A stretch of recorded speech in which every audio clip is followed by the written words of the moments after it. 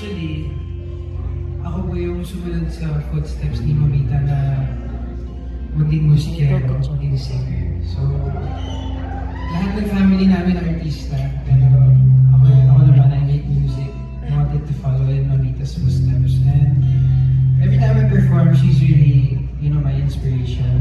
And just growing up, every time we saw her perform live in front of so many people, we saw how much joy it brought to the people watching and how so many people sang along to her iconic songs. And so that's something that I aspire to be. Kahit half as great as Mamita lang, okay na ako kasi she's really so great talaga.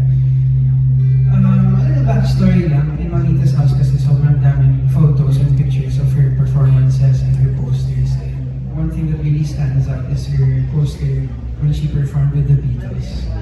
And lahat kami nag-aagawan kung sino kukuha ng poster na yun.